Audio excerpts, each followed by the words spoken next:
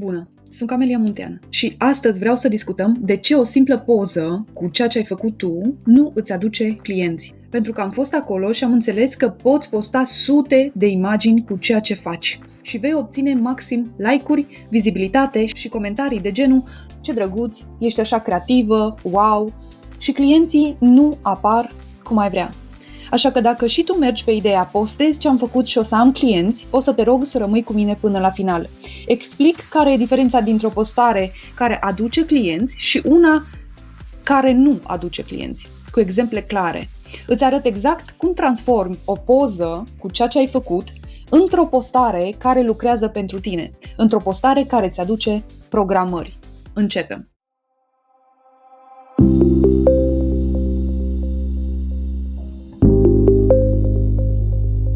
Majoritatea dintre noi credem că dacă postăm o poză frumoasă cu ceea ce am făcut, automat ar trebui să ne vină și clienți. Realitatea e că o poză frumoasă nu vinde. Și motivele sunt simple. Tu vezi tehnică, detalii, dificultate, cât de mult ai lucrat la ceea ce ai făcut, simetrie, pigment, firul de geană pus impecabil, dar clientul nu vede nimic din toate astea. Clientul nu are ochiul tău de profesionist. Clientul nu e atent la blending, la tranziții sau la cât de mult ți-a luat să faci acea lucrare. Clientul vede un singur lucru. Cum m-aș simți eu dacă aș arăta așa? Sau mă văd sau nu având acel produs? Pentru el contează dacă știe ce primește, dacă îi se potrivește, dacă rezultatul arată bine din punctul lui de vedere, dacă tu pari un profesionist în care el poate să aibă încredere, dacă se vede pe el în rezultatul tău. De aceea, o postare care îți aduce clienți trebuie să creeze aceste lucruri pentru clientul tău. Claritate, să transmită încredere și să nască dorința de a cumpăra. Și aici e cheia care sumarizează tot acest clip video. O postare care vinde nu e despre tine. O postare care vinde e despre ce înțelege, ce simte și ce își dorește clientul tău. Iar în momentul în care vei începe să comunici așa, nu mai postezi doar ca să arăți o lucrare. Vei începe să creezi experiențe și să duci clientul mai aproape de decizia de a cumpăra de la tine. Și vreau să discutăm în detaliu de ce pozele nu îți aduc programări. Și primul motiv e că o poză frumoasă nu spune mare lucru pentru clientul tău. Clientul vede o imagine și atât. Nu știe cât rezistă, cât durează procedura, ce implică, cât costă sau dacă îi se potrivește. Tu vezi o lucrare reușită, ea vede un rezultat frumos, dar nu vede nicio explicație și fără informații, mintea nu poate să ia nicio decizie. Și atunci dăm scroll. Un alt motiv pentru care o poză simplă nu-ți aduce programări e pentru că lipsește contextul. Clientul nu înțelege de ce să aleagă tocmai acel look pentru el, cui îi se potrivește, ce problemă rezolvă, ce rezultat o să aibă. O poză nu îl ajută să facă legătura dintre o lucrare, ce ai făcut tu, și ce nevoie are el. De asta e nevoie să-i dai un context. Un alt motiv pentru care pozele nu îți aduc programări e pentru că clientul nu se simte văzut. Pentru că postarea ta vorbește despre uite ce am făcut eu. Clientul vrea lucruri pentru el, pentru că așa suntem cu toții construiți. Asta vrem, lucruri pentru noi. Ce se întâmplă pentru noi dacă cumpărăm de la tine? Vreau să arăt mai tânără, vreau să arăt fresh dimineața, vreau sprâncene naturale, vreau unghiile mele, dar frumoase.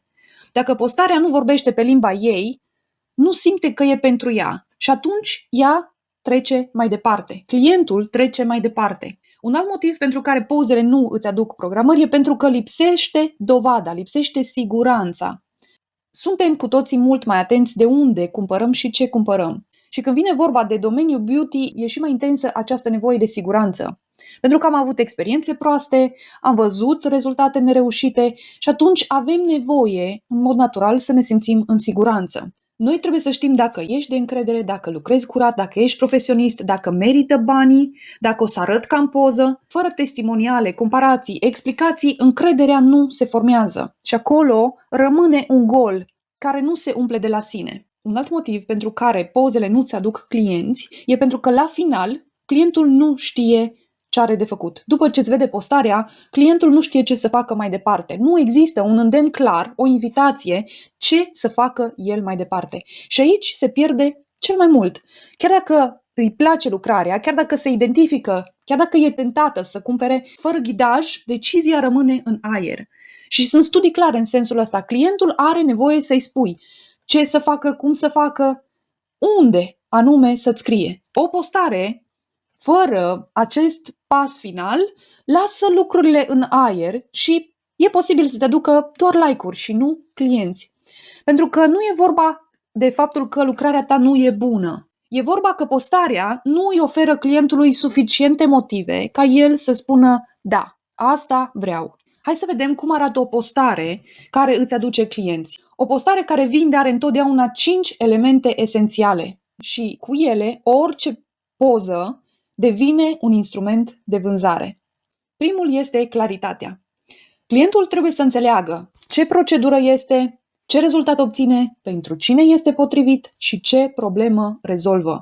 Când înțelege concret ce primește clientul deja, ia în considerare postarea ta și devine mai deschis să cumpere. Un alt element este educația. De ce e specială lucrarea ta? Dă-i câteva informații pe înțelesul ei. Am ales un pigment cald ca să se potrivească nuanței pielii. Am corectat o asimetrie fără să îngroș sprâncenele. O frază scurtă te poate poziționa ca expert în mintea ei. Tu nu-i spui ce faci efectiv. Tu îi spui de ce ai ales să faci acel lucru. Al treilea lucru este emoția. Cum se va simți clientul după ce cumpără de la tine? Când luăm o decizie, contează foarte mult emoționalul. Vorbind despre emoție, tu activezi dorința de cumpărare.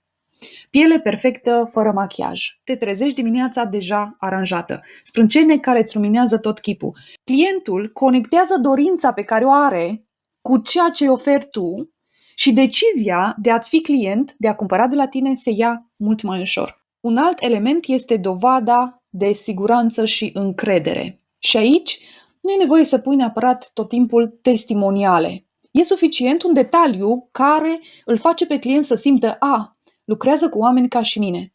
Și îți dau un exemplu. Ana a venit cu gene foarte subțiri și și-a dorit ceva natural.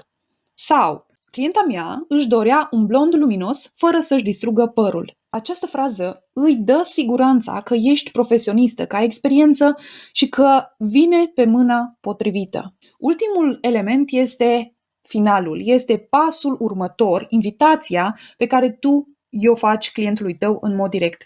Aici se face diferența. Trebuie să-i spui exact ce să facă dacă vrea același lucru. Scrie-mi, dă mesaj, intră pe nu știu ce link. Fără aceste lucruri, interesul se pierde. Noi nu știm ce avem de făcut. Ne-a plăcut și trecem mai departe. Dacă nu ni se spune că putem avea același lucru făcând o acțiune, scriind sau intrând pe link. Așa că, înainte să dai drumul la următoarea postare, în care vrei să prezinți ceea ce ai lucrat, să creezi o postare care să-ți aducă clienți. În primul rând, nu alege o poză care e perfectă pentru tine. E perfectă pentru profesioniști, ca și tine. Alege o imagine care arată cel mai clar rezultatul pentru clientul tău. Pentru că clientul nu analizează detalii tehnice. El trebuie să vadă rezultatul final pe care ar putea să-l aibă și el. Și apoi, pune-te în locul clientului tău înainte să scrii postarea. Adaugă o propoziție care să creeze context, apoi explică-i pe scurt de ce ceea ce faci tu e special, apoi subliniază ce se va întâmpla și cum se va simți după, dă-i o dovadă că poți să lucrezi cu persoane cum e el, și la final spune-i ce are de făcut. Invită să facă următorul pas. Hai să discutăm dacă se potrivește și pentru tine. Scrie-mi dacă vrei detalii. Așa transformi interesul pentru ceea ce faci în acțiune. O postare cu ceea ce faci tu în clienți. Pe acest slide ți-am lăsat un exemplu, o postare care doar arată ceea ce ai lucrat și o postare care poate să-ți aducă clienți. O postare care aduce clienți e făcută cu intenție. Dacă explici clar ce va primi, dacă îl ajuți să se vadă în rezultat, dacă îl liniștești că ești profesionist și îi arăți exact ce să facă mai departe, atunci jocul e altul. Dacă postezi așa, vei avea clienții potriviți, care știu ceea ce faci și apreciază ceea ce faci. Îți doresc inspirație să creezi postările care să-ți aducă clienți. Îți mulțumesc că ai ajuns până la final. Trimite acest video unei persoane care crezi că ar avea nevoie să audă aceste informații. Sau scrie-mi cum ți s-a părut. Până data viitoare, spor în toate! Numai bine!